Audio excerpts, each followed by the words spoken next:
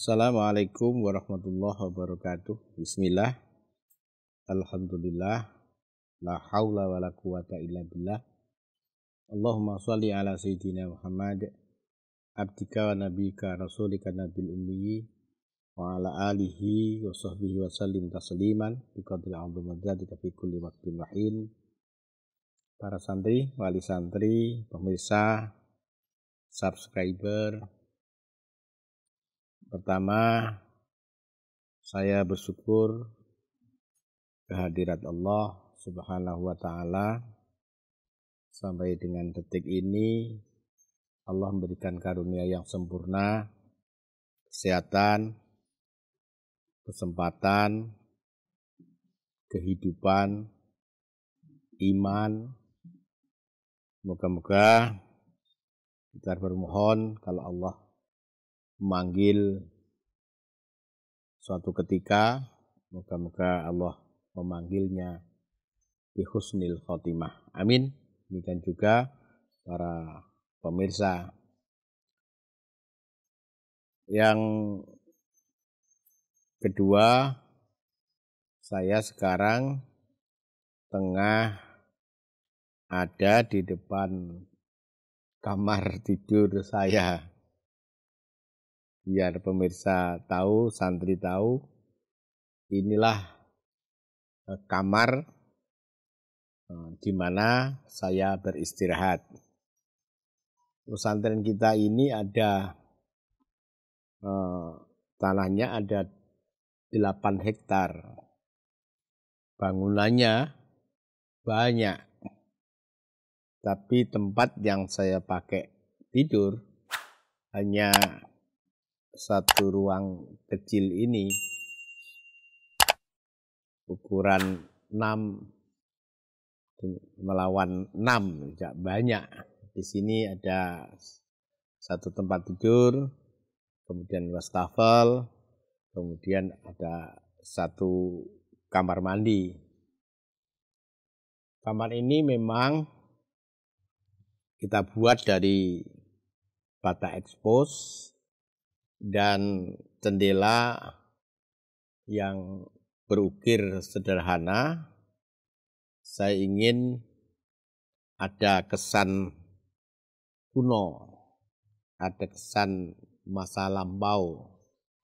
Saya memang memiliki hobi bangunan-bangunan lama. Ketika saya menyaksikan bangunan lama, apalagi itu terbuat dari kayu, seakan-akan saya sedang membaca sejarah, sedang berimajinasi bagaimana orang-orang di masa lalu menjalani kehidupan. Itu sebabnya banyak di pesantren kita bangunan-bangunan yang dari kayu lama. Agar kalau saya berjalan ke sana kemari, saya bisa bergembira dan bisa berimajinasi untuk menikmati gedung-gedung yang ada. Syukur kalau santri juga bisa menikmati apa yang kita desain, apa yang kita bangun ini. Kalau saya bosen misalnya tidur di tempat ini, saya bisa tidur di kamar sebelahnya. Itu dulu lumbung, kemudian kita fungsikan sebagai tempat tidur. Kalau kemudian kita ingin tidur di ruang terbuka, maka kita bisa tidur di mushola. Apalagi kalau suasana sedang panas, kita nyaman tidur di mushola. Memang kalau malam banyak nyamuk karena di sini banyak tumbuhan dan dekat dengan persawahan. Tapi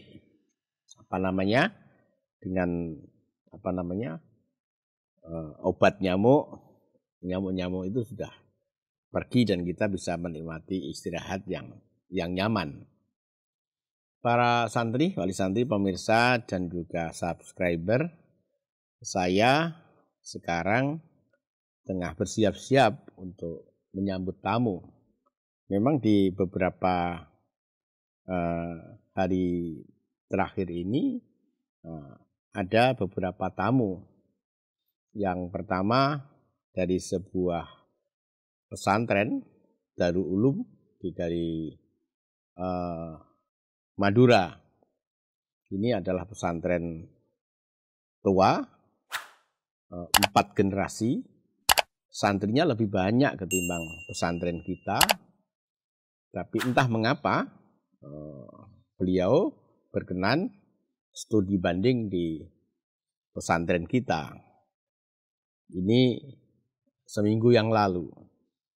Kemudian kemarin datang dari sebuah pesantren yang sebenarnya sangat lama, karena mungkin kaderisasinya berkurang, inovasinya berkurang, pesantren itu tinggal kamar-kamar saja. Dan sebuah lembaga pendidikan setingkat SMP yang sekedar bisa bertahan. Mereka datang ke sini, harapannya ingin mendapatkan sesuatu untuk bisa memberikan motivasi bagaimana mereka mengelola SMP yang hanya bisa bertahan itu. Mereka menganggap pesantren kita punya sesuatu yang mereka butuhkan. Alhamdulillah. Dan hari ini ada sekolah juga, berbasis pesantren juga, dari Lumajang. Ini kelihatannya masih dalam perjalanan, dan sedang bersiap untuk menyambutnya. Mereka juga melihat di pesantren dan sekolah kita punya nilai lebih, maka mereka perlu melihat langsung dan barangkali meminta sesuatu apa yang kita lakukan sehingga pesantren dan sekolah kita bisa berkembang cukup baik. Tapi bagi saya sendiri, tamu itu sikap saya berbeda dengan banyak tamu yang datang sini. Ketika tamu banyak ke sini, sebenarnya kebahagiaan saya bukan pada terletak bahwa mereka menghargai sekolah dan pesantren kita, tapi kebahagiaan kita terletak pada datangnya tamu. Jadi dengan hadirnya tamu, sebenarnya Allah Subhanahu wa Ta'ala sedang memberikan penghargaan sehingga sebagian hambanya yang punya lembaga pendidikan perlu datang ke tempat kita. Dan yang kedua, kami bisa menerjemahkan dawuhnya Rasulullah sallallahu alaihi wasallam, "Man kana yu'minu billahi wal yaumil akhir falyukrib dhaifahu." Kita nggak mungkin bisa menerjemahkan hadis ini dalam kenyataan kalau kemudian di rumah kita tidak ada tamu. Dengan seringnya tamu di pesantren dan rumah kita, Rasulullah sallallahu alaihi wasallam memberikan ruang terbuka bagi kita untuk bisa memuliakan tamu kita. Oleh karena itu saya minta kepada pimpinan-pimpinan lembaga yang di bawah pesantren modern Al-Amanah, setiap tamu yang datang apa pribadi atau lembaga, apalagi pesantren, harus mendapatkan penghormatan yang layak. Para santri, wali santri, pemirsa, subscriber, saya punya pengalaman yang menarik dari tamu ketika pesantren ini mulai tumbuh tapi belum memiliki masjid. Saya pengen masjid, sangat kepingin. Tapi bagaimana ya membangunnya? Karena keadaan finansial belum memadai. Saya waktu itu Ada dua hal yang ingin saya lakukan pada saat itu. Yang pertama, keliling Indonesia untuk mencari dana sehingga bisa membangun masjid. Yang kedua, saya harus melakukan sholat sunnah di masjid-masjid di seluruh kecamatan. Yang pertama tidak bisa terlaksana karena saya sudah nggak mungkin bisa keluar dari pesantren ini dalam jangka yang lama. Saya memang orang yang nggak berani terlalu lama meninggalkan pesantren kalau tidak ada kebutuhan yang sangat penting. Baru yang berhasil adalah yang kedua, yaitu saya sempat melakukan sholat sunnah di desa-desa di Kecamatan Krian. Setiap saya sholat di tempat itu, dalam satu hari itu, mulai pagi sampai sore, setiap saya selesai sholat, selalu bermohon kepada Allah Subhanahu wa Ta'ala, moga-moga kami diberikan karunia masjid. Karena masjid bagi kami pada saat itu sangat kita perlukan. Saya pernah tarweh dengan para santri itu di malam hari. Karena tarweh di pesantren kita tradisinya dilakukan di tengah malam. Dan ketika sedang tarweh di tempat terbuka, kehujanan. Hati saya rasanya semakin ingin agar kita punya masjid. Karena mungkin kalau kehujanan saya sendiri gak jadi masalah, tapi kalau sekian ratus santri juga ikut kehujanan, rasanya saya menjadi orang yang paling bersalah. Suatu ketika datang seseorang ke pesantren kita, itu mengaku dubes katanya. Tapi dia menjelaskan dubes itu bukan duta besar, tapi dukun besar. Memangnya orangnya tubuhnya besar. Dia menawarkan kepada saya, kamu pengen perguruan tinggi atau pengen masjid? Saya berpikir jenak. Untuk saat ini memang saya perlukan masjid. Saya bilang dengan tegas, saya pengen masjid. Kemudian dia mengajak saya di satu tempat, masih di pesantren ini, kemudian sholat, saya menjadi makmumnya. Ya, ikut saja, kemudian beliau berdoa, saya mengamini. Selesai itu, beliau tidak sampai duduk di rumah saya, tapi langsung pamit. Kira-kira seminggu setelah itu, datang orang yang juga saya kenal, dia bilang disuruh bundanya untuk meminta saya bisa pergi haji, menunaikan ibadah haji atas biaya beliau. Saya senang atas tawaran itu karena saya sudah sering dipanggil haji oleh banyak orang di berbagai kesempatan. Sampai malu karena saya sendiri belum bisa haji dan belum punya cukup kemampuan finansial untuk bisa membayar biaya haji. Tentu mendapatkan tawaran itu senang sekali. Tapi saya berpikir haji itu harus punya kemampuan. Dan saya waktu itu secara pribadi belum punya kemampuan. Seandainya tawaran itu ditunda, saya berpikir enggak apa-apa. Maka saya dengan berani menyampaikan, sebenarnya saya ingin masjid dulu, walaupun mungkin hanya sekadar pondasi. Para santri, pemirsa juga subscriber, orang itu tidak bisa mengambil keputusan, kemudian orang itu pamit pulang. Saya berpikir mungkin saya keliru tadi. Kalau seandainya itu saya terima, ya saya bisa berangkat haji.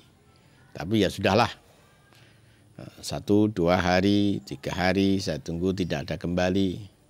1 minggu tidak kembali. Kemudian setelah 2 minggu mendadak orang ini datang lagi dan dia mengatakan kepada saya, ibunya meminta agar saya tetap bisa menunaikan ibadah haji dan masjid juga dibangun. Subhanallah. Ini adalah kegembiraan yang sangat luar biasa. Sama sekali di luar perhitungan saya, akhirnya saya terima. Dan kegembiraan selanjutnya, ibu saya, bunda saya juga haji di tahun itu, tapi melalui Jombang. Akhirnya saya coba komunikasikan, akhirnya ibu boleh pindah ke Krian, dan saya pergi haji, menemani ibu, melayani ibu. Ini karunia yang luar biasa pada tahun 2006 kalau tidak salah.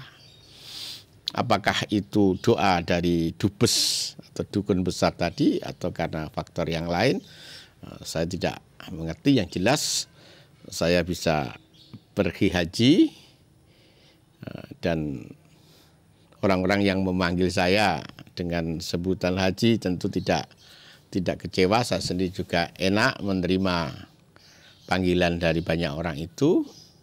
Yang kedua, masjid juga terbangun dengan cukup bagus waktu itu. Saya pikir masjid itu besar pada waktu itu. Ternyata sekarang masjid itu menjadi sangat kecil dan tidak cukup bagi santri kita, santri laki-laki saja tidak cukup. Akhirnya kita perluas di depannya. Nah, itulah pengalaman saya tentang tamu. Dan setelah itu muncul tamu-tamu yang tadi sudah saya ceritakan, dari pribadi, dari lembaga pendidikan, juga tamu-tamu yang lain yang aneh-aneh yang berkenan mendoakan kepada saya, keluarga, dan juga pesantren ini. Ini cerita singkat tentang tamu, dan saya hari ini akan terus ke depan, tepatnya di Pendopo Wali Songo, pendopo yang baru kita bangun, dan tamu akan kita sambut di pendopo itu. Tampaknya ini adalah tamu dari Lumajang, dari jarak yang cukup jauh dari pesantren kita, sekitar 4 jam perjalanan dari kita. Terima kasih atas perhatiannya. Wallahu muwaffiq ila aqwamit thoriq. Assalamualaikum warahmatullahi wabarakatuh.